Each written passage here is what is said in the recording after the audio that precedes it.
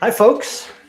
This is Paul, founder of Cicero, and I'm joined in conversation here with Hope Paterson, who is an education innovation specialist, and also, most importantly, Cicero mom, a Cicero parent. Her daughter, Sophia, has been a student with Cicero all spring. And so we're going to dive into a conversation and talk a little bit about that experience for her family, and also, some of the issues that Hope and her family encountered in making the transition to homeschooling or world schooling, or I'm not sure, Hope, what you call it. I'm calling it sort of schooling, but sort of schooling. Awesome. yeah. Great. Excellent.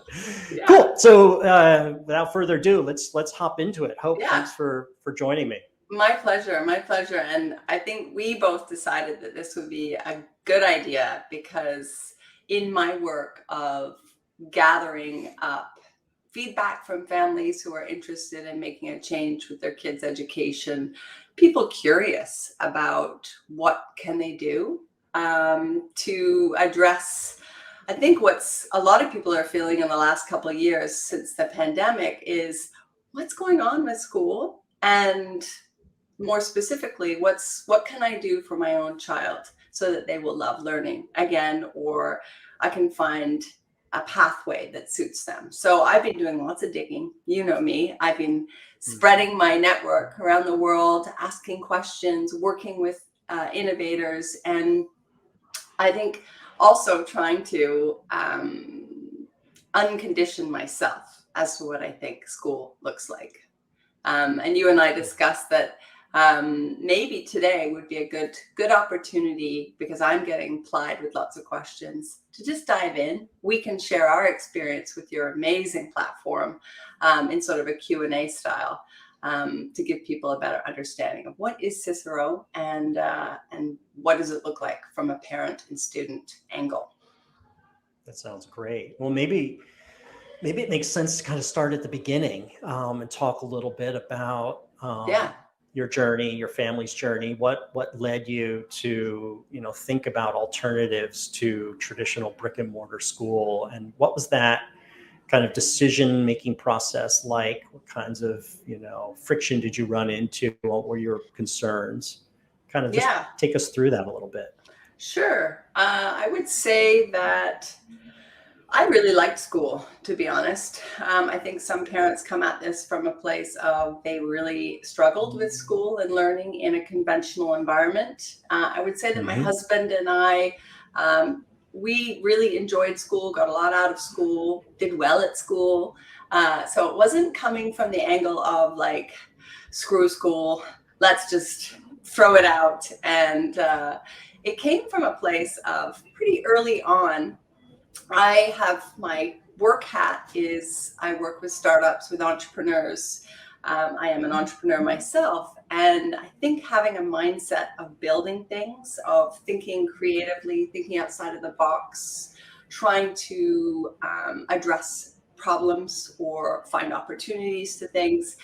I started to watch my children, who were very young at the time, at school, and understand that the school system, the one I had been in, and it was exactly the same for them, it was not setting them up in a way that was really considering some of these more entrepreneurial, or actually the way the world is shifting and moving and evolving. So I started to, with my husband's partnership, we started to just experiment, which is probably not what most people do, which is like tinkering with your kids, tinkering with your children. But very early on, we were like, let's experiment with different programs, with different approaches to learning. And you know what? In doing so, and I think you can probably relate, in doing so, we realized that, oh yeah, what is our philosophy around learning in our family? What is really important to us in terms of what we want our kids to be immersed in or exposed to. So this experimentation, Paul, was like many years of us. We pulled our children out of school. We world schooled. We took breaks from school and schooled them ourselves. We hired teachers. We took our You kids sent them to to the green school, the green right? school and the jungle. Mhm. We have done a number of different learning pathways, I call it. And I would say they've all been a great success. Some haven't been, the favorite of our children, but I would say all of them have gotten us closer to what does learning or education look like for our family.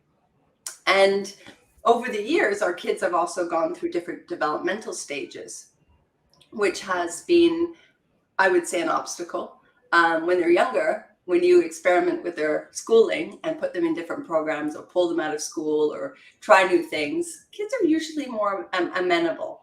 As they get Mhm. older, and I have a teenager now, they are, they have their own considerations and their own philosophies, as you know. Yeah.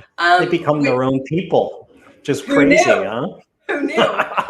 And I think a lot of this tinkering and experimentation, all for the positive, has really built in this inner urge to be critical thinking. So our kids come to the table with their own opinions, which is cool. So I will just take you to this year. After a series of experimentations, we are living in Quebec, Canada. We're in a small town. We do not have endless school options around us due to bilingualism, due to a number of different factors. So our daughter was in the local public school, which is like a feeder school for all the sort of local townships here. And academically, she was doing very well. She loved her teachers. And socially, and just what the curriculum was about, after all the years of tinkering, I watched her light just dim. She just was sort of like heavy in her sort of mind. She wasn't talking about school. She wasn't sharing what was going on. She clammed up completely, like I hadn't seen her before. And I started to think, okay, so she's a teenager, and maybe this is a new stage, and maybe this is what I have to look forward to. And, what do I do? But something was tugging at me, thinking like, something's not right about the school set up here. And so Charlie, my husband, and I started speaking with her about, okay, let's do what we do. Let's think creatively about education. Let's imagine that this is not the only option. What else could we do? So I started to speak to a number of people doing things that I saw were sort of beacons of inspiration. And you and your family, with your homeschooling around the world on a boat, 3 girls successfully, we came to knock on your door and find out about Cicero. And I think we were really looking to kind of address one of our philosophies, which is put our kids up with grown-ups or interesting people who are smart, who are engaged, who can teach them. And that is something that we saw in Cicero. So that kind of began the conversation and led to this remarkable life-changing event, which was signing her up for this 13 weeks. Let's dig into that part of it a Yeah. little bit, because I'm I don't have the greatest memory, so maybe I'm getting the details wrong. But if I remember correctly, when Sophia first came in, Mm-hmm. she was there's sort of two elements or two details that you shared with me. One is that she had been a lively, sort of curious learner who Mm-hmm. loved a lot of aspects of learning, but especially reading. And all of a sudden, she was telling you she hated reading, and she actually wasn't really reading much on her own. Yeah. And then also, so that was a kind of like a data point for you, like, well, that's weird. She's always been a reader. Why would she? And then also, she was depressed is too strong a word, but she just wasn't her, She was happy self. withdrawn. She was So withdrawn, right? withdrawn. Yeah. And I mean, I know your daughter. I mean, I've had her. We've gone sailing with her. We've taken her yeah, sailing. So, yeah, yeah. yeah. So but of course, you came to Cicero to get some classes, right? How did the experience of doing courses with Cicero sort of touch on those 2 points with Sophia, kind of a Yeah, change that's for. it's a great point, and just to frame it for people, we pulled Sophia out of school. We made a group decision. We pulled her out of school, and we said, okay, we're going to go the homeschooling self-directed route. And I work full time. My husband works full time. We can't and don't want to teach her. So what do we do? So I set about with Sophia coming up with, okay, who's going to teach you history? Who's going to teach you French? We came up with a mosaic of options. And within that, we were like, the 2 scaffolding subjects we really want to get right are English and math. So that's what we signed on with Cicero. And from the moment you connected us, because you are basically an education matchmaker, I would say. And you matchmade Sophia with these 2 incredible teachers. And basically, she came in as sort of a bit withdrawn, shy, not confident in a number of different areas. A great student, but really not sort of forthright and creative. And the 2 teachers, Anthony and Gay, the first thing they did was really understand who we were as a family and really understand who Sophia was as a person. It wasn't about learning. It wasn't like, what are her grades and what curriculum are we doing? It was like, who is this that I'm going to be spending so much time with? And Charlie and I were like, oh my gosh, we haven't even started. This is amazing. So that was the entry point. We were already all kind of like, this is cool. And the bond started there. And I would say Cicero, yes, there is the obvious, Sophia has hit all her academic goalposts and blew past them for our curriculum here in the government of Quebec. And the not so obvious pieces were she shifted from not loving reading to reading a book and a bit a week, sometimes more, of like rushing into the room after English class with her teacher, Gay, and talking about the book and talking about the themes and how it relates to what's happening in the news and world, and talking about math in a way where she was sort of involving creativity and projects. And so I guess all that to say is we got the academic piece, and that was like the simple part. But what was so beautiful was seeing Sophia light up again, was seeing her around grown-ups who saw her and pulled out parts of her that she, as a teenager, you don't want to share all that with your parents. And maybe you don't want to share in a cohort with, maybe it's your favorite teacher at your high school, but there's 25 other kids. And that might be embarrassing to really let yourself shine. So yeah. It was really cool.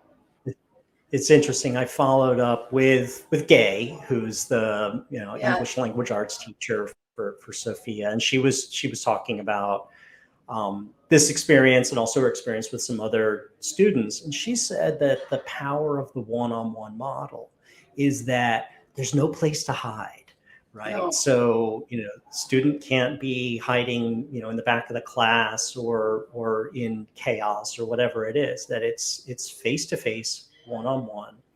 And that very quickly, in the first session, you start to build a rapport and start to break down barriers between student and teacher. And I mean, I had the same experience as you growing up. I loved school. I was pretty good at it. But the thing that I loved when I look back at school were the 2, 3, I think maybe I had 4 life-changing teachers, right? And they were great educators. But what really made them life-changing is that I had a bond with them. They saw me, to use your terminology, and they listened to me and they connected with me, and then I connected with them, and they became, adult mentors who were not my parents. And they showed me what good looked like in terms of being a lifelong learner and being intellectually interested in stuff and asking questions, because they were the consummate educators. That was their life. And so they modeled that for me. Yeah. And Gay was sort of talking about the one-on-one model, although it's, it may not be a panacea for everything, probably is not the right format for all 5 subjects, but, done as a kind of core or scaffold, to use, your language, can Yeah. really create the ability to build that bond between student and teacher. Yeah, and I think even that using it as a springboard. I mean, we had 2, with Cicero that effectively catapulted her momentum in all other areas. So that was so cool. We were thinking, is this investment worthwhile? I mean, 2 tutors, what about the other ones? Is she going to suffer in those areas? And what it did is her momentum and her trust in herself, built through the respect of this bond with these teachers, she started to up her game with all other teachers and subjects, because for her it's a self-confidence thing. She was feeling her self-confidence rise in the level of work she was producing for these 2 people she really cared about. She was like, I can't not deliver for Gay, and I can't leave Anthony in the lurch because I'll look bad, and I feel like they've put all this effort in. I need to reciprocate.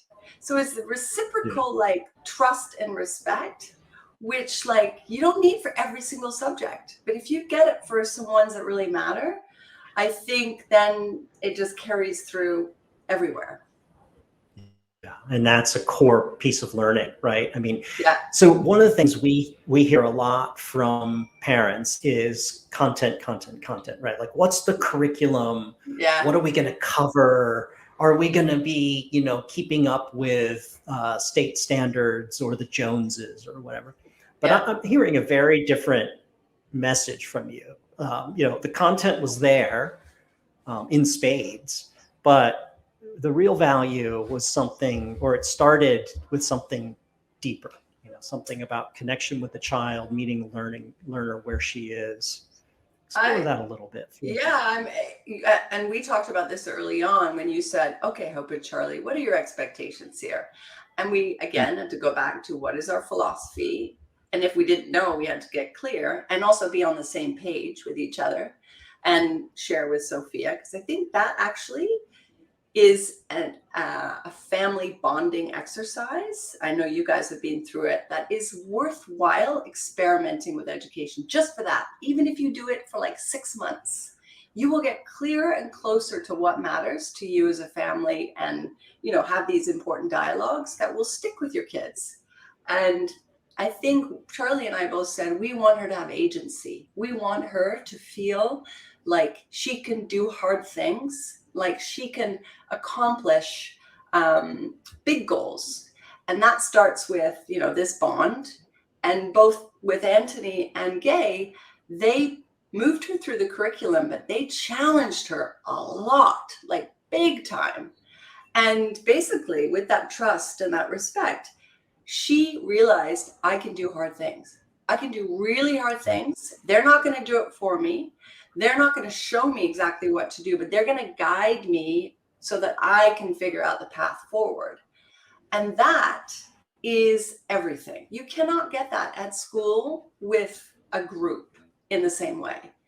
And I think for parents or people considering, is this something I should play around with or explore? Even if you were to do it for a year or 6 months, you start to develop a muscle which you can use for your life, which is, I can do these things and I'm going to overcome these hurdles and humps, and wow, I'll take that with me back to school. I'll that was cool, really amazing. I'm going to go back to school. I have this intrinsic knowledge about myself now. And I think for that, it was so worthwhile. Yeah, I mean, a lot of it just comes back to that Patrick Lencioni's pyramid of, everything. Trust is at the bottom of all success with teams and within, groups. Yeah. Let's talk a little bit about other concerns that people have when they're, opting out of school, normal, traditional, brick and mortar school. And one of the big ones that we hear, and you expressed this to me as well, is, okay, what do I do about socialization? Right? Okay, I'm going to put my kid on a computer one-on-one with a teacher. Is that socializing. What else can I do? How have you hacked that? How have you approached that problem as a Yeah, homeschooler that or was a world schooler? concern for us because in our experimentation, we would often land in very socially rich environments. So even if the kids were doing some online courses, they could do lots of things out in the community. And I would say the pandemic, especially where we are, it's been quite locked down. So that was a concern. And Sophia, by nature, is not a crazy social person. Um, what I saw in the last 13 weeks with Cicero is because her confidence was really growing due to these bonds and seeing herself do hard things, working through these challenges in a quite a focused way. The lessons are only 2 45-minute lessons and homework in between. She had other, Mhm. I made sure she had tutors out in the community. She's doing volunteer work. She's joining, extracurriculars. She's got a job. What happens is her life starts to get quite rich in different layers. And it's Yeah. not the sort of forced socialization of school that I think we come to expect as the norm and the way to do it, which is actually was the biggest ingredient to her light and her whole energy just being like, oh, taking that away and allowing her to choose when she's social. Bingo. It's still Yeah. social. It's just she feels a level of autonomy and intentional Mm. socialization. Right. So it's agency again, Yeah, and now in the case of choosing to build her. I mean, a lot of people have been talking about the fact that the socialization that happens in school is a kind of weird, abnormal socialization. Never again in life are you ever with just a group of people your own age. You're yeah, always moving through, age groups. So being a world schooler allows you to then curate and yeah, craft your social life, your child's social life, where they yeah. craft it themselves. And I've seen this with my daughter Jade, who's also a Cicero student and a world schooler. And she, her mother and I, Lonnie and I, have worried a lot about Jade. Oh, is she going to be social? Because she's not a super social kid like my middle Right. daughter Cleo, right? She's much more introverted, and so you worry. Oh gosh, as a homeschooler, is she going to be isolated? Oh my Hmm. God, she's so good at social stuff in her own way. And she's just Right. built her own social life, with dance and theater and volunteering. And, actually, the menu looks very Yeah. similar to Yeah. Sophia's. Yeah, interesting. Yeah, and Very I think something that popped up recently as I'm speaking to more parents who are thinking about, oh, September, like what do we do? We don't want to put our Mm, child back into the system, or we're not sure what we're going to do, but our child hates learning, hates school, mm, any number of reasons. And I think the idea of how do we get kids to have a little taste of what does it feel like to love learning again. That's something you and I discussed because for us yeah. now, Sophia's like switched on. We can do so many more things than even 6 months ago. So our September planning feels really exciting and full of opportunity. We are going back to Cicero and locking in the same teachers to extend those bonds. But you were mentioning a great idea about how some parents could sort of dip their toe into Cicero without having to pull their child from school or take the giant leap. Um, maybe Yep. you could share a little bit more Yeah, of those. absolutely. So Yeah. we've cooked up something for the summer. Hmm. We've been thinking for a while. Oh, we'll do like summer school. And the moment Yeah. those words came out of my lips, I was just like, oh, nothing Not sounds a good worse than summer school. connotation. Right. I mean, when I Your was a kid, summer punishment. school It's was a punishment. penalty, right? So, Yeah. but no, it's what we're going to do is something called a learning reset, which will give students and their parents a chance to kind of dip their toes in the one-on-one model, Hmm. sort of see what it's like, but with very little, at stake. It's about engaging with an educator, on a project, a topic, a book that you're really interested in for as long or as short as you want, just to kind of reset yourself as a Love learner. that. We just spend so much time in school, thinking about the results, the deliverables, the curriculum, all these rules, and we forget about the learner, right? And really, what's at the core of it all is there's this learner there who's learning how to learn, learning to love learning.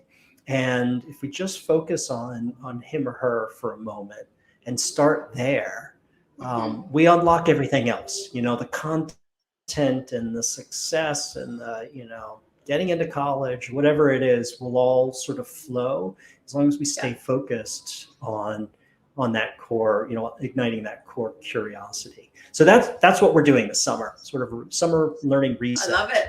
I love it. And then making plans for the fall. So cool. And do you have families all over the world who are signing up, or do you find you're working more with North Americans or Europeans, or?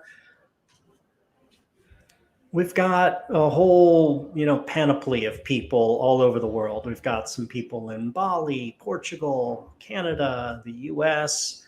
We have families that are, practiced world schoolers like myself, other people who live on sailboats and have, crazy lifestyles like that. And Cicero works really well for them because it's flexible and customized, and it can be sort of built around your lifestyle. Which your local school is not, and it's portable. We also have a whole bunch of families who are leaving school, so sort of like your experience, and they've come in, a wide range of issues, a lot of them pandemic connected, who are going to try something new. And what I always recommend is, you try, you were talking about kind of a mix and matching, a lot of different pieces of different types of schooling. Pick one or two classes with Cicero or teachers to create a class for you, and then add some other things in, like synthesis or some outschool classes, or even things that aren't courses. In-person tutors. I actually heard a cool term by an amazing educator out in Bali, and he's calling it distributed learning. He's like, distribute your learning to multiple sources, and it's going to be so much richer and more interesting. But it is, I think it's growing all over the world. Like people saying, like mosaic was what I was using, but distributed learning, you distribute your learning to all sorts of cool touch points. And how much more diverse and interesting is the world going to look for your child if you do that?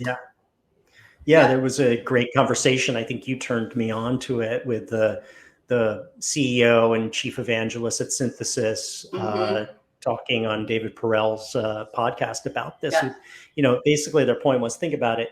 If your schooling is all just your local school, you have limited choice. You've got your district public school, maybe you have 2 or 3 private schools if that's available to you. But with the internet, you have unlimited opportunity. All over the world, you can tap into different types of education. And that's what Cicero is we're building a large network of really talented, passionate teachers who they actually are a lot of them are fed up with school, right? School is kind of a drag on their abilities. Their ability is to connect with a student and take them on a learning journey. That's simple. Period. It's totally good for both parties and the parents too, because the parents see the kid thrive and they're academically doing better than they would at school, and the teachers are enjoying it, the students enjoying it. I wanted to bring up just one more obstacle too, and I think that we have been in the public system for most of our child's education. I think sometimes an idea of having an online tutor, the idea of the expense is something that people are like, well, I can't afford it, or I don't, that's just too much. What I have found to wrap my head around the investment, we literally call it like impact investing for our family, is I love that. It's not like a private school. We're not paying for a private school. It's not anywhere in that realm. And you can literally pick one teacher only for one semester, or two teachers, or like sort of the idea that it's flexible and agile. And you can Mhm. build that into whatever budget you have. I think for us was really cool. There's no sign on for a Yeah. certain amount of time. So for me, affordability, I think I'm really, really focused on education innovation that is accessible to the most people. And I Mhm. find that Cicero, just by nature of your model, being so compatible, and you can take one or many, I think is something I really wanted to share.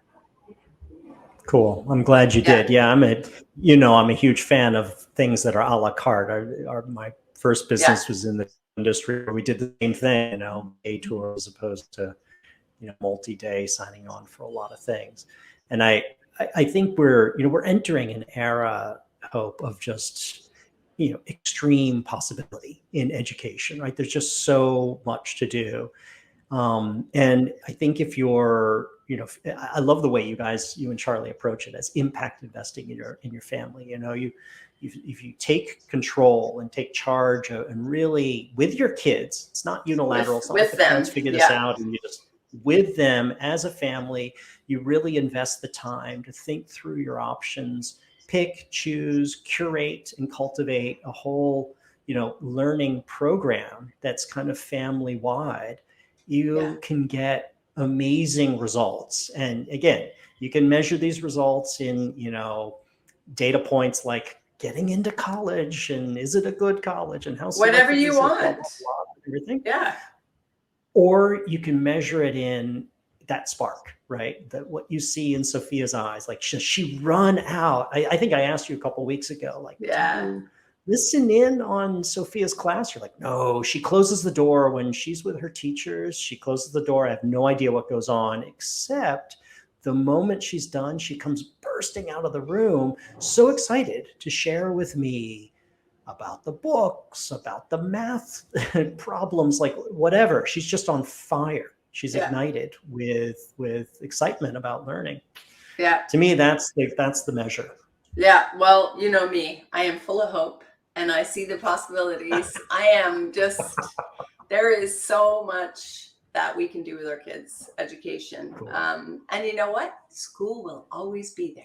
So even if this is what I Right. tell myself when I have moments of like, not now, but maybe 6 months ago, or other times I've taken a big leap, I'm like, oh, what if it's not the right move? Well, you know what? School's right there, and you can go right back to Right. school anytime. Right. So yeah, I Cool. thank you and your team for all the Well, amazingness, and can't wait for September. Yeah, well, thank you so much for taking the time to chat with me about this. It's really great. I'm happy to share this with families who are thinking about making the transition. my pleasure. And for my friends and contacts, how do people like find you, book calls with you? Yeah. Yeah, Good question. So they can go to the website, yeah, cicerolearning.com. They yeah. can find us on Facebook and the Twitters and all those things. And you Okay, just come in and make an inquiry. We set up a one-on-one with you, chat okay, through sort of what's your family's experience, what's your needs, your child, what kind of a learner is he or she, what are you looking for, and we make a whole profile. And then hmm, we start matching you up with teachers. And we make proposals from those teachers of what the courses should look like. And, if you want to take a sample class, we can organize that. And then it's off to the races. awesome. Well, Yeah. I hopefully people contact you. I see somebody just popped up some questions. They're going on a sabbatical to Italy with their family, so I think Cicero would be a great match for them. Um, Paul, it's been a pleasure. We will be in Thanks so touch. much, Hope. All Have a right. Take wonderful care. day. Okay.